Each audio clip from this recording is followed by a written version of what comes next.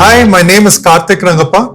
In this video, let's try and understand the reasons based on which you want to buy or sell an option.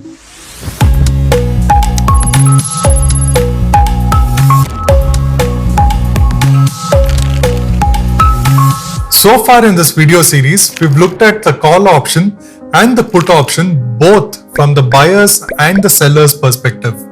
If you recollect, we bought a call option of SBI with the strike price of 460. We also bought a put option of Reliance with the strike price of 2560. Now here's something I want you to remember. You buy a call option when your point of view is bullish. You buy a put option when your point of view is bearish. Alternatively, if your point of view is bullish, you can also sell a put option. And when you're bearish on a stock or an underlying, you can sell a call option.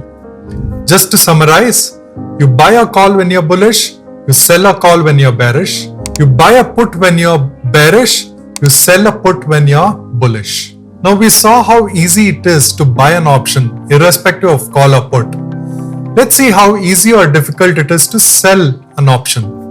For the sake of this example, I'll pick an index option. As you can see, Nifty is trading at 17,690. I'll pick a strike which is closest to this.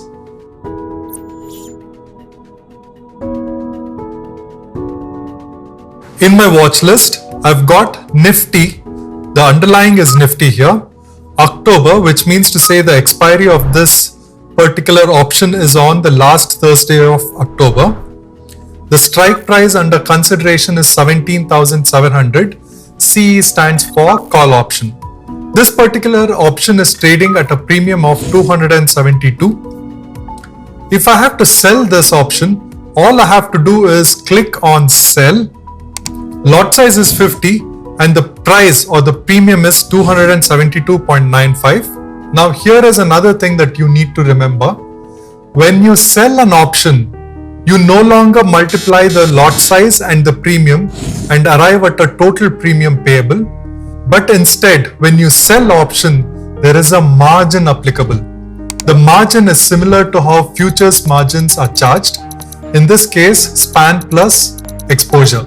As you can see, the margin to sell a Nifty option is roughly about 1 lakh rupee. I'll go ahead and click on sell. Order got executed, and with that, I have a sell order on Nifty in my system. Now, just because it's so easy to buy and sell option, I wouldn't recommend you to do that. Options are extremely complicated instruments, although we are trying to simplify it here for you. Understanding the complete nuances of options is very, very important before you actually place your first trade. So far, we've looked at options, discussed the profit and loss, keeping the expiry in perspective. But let me show you something very interesting now.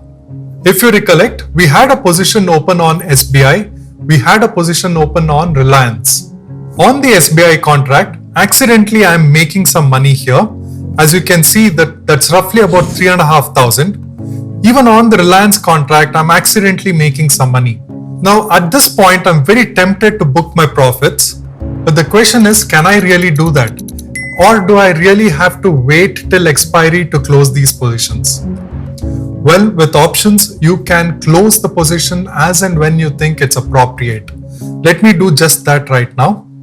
To close an options position, all I need to do is click on exit.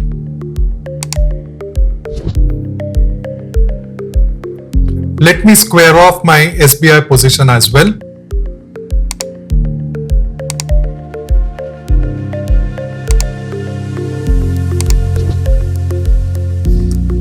I've squared off both my SBI and Reliance option positions. I just have the Nifty short position in my system and I'll deal with that later. The point that I'm trying to make here is that the premiums continuously change. Based on the change in premium, you can decide to stay in the trade for a longer time, or you can just choose to exit the trade as and when you think is appropriate. Now the bigger question that you need to ask is, who sets the premium value? Who is it that decides for a given strike that the premium should be 50, 100 or 200? What are the influences that drives these premium values up? Let's learn all these things in the upcoming videos. Key takeaways from this video are: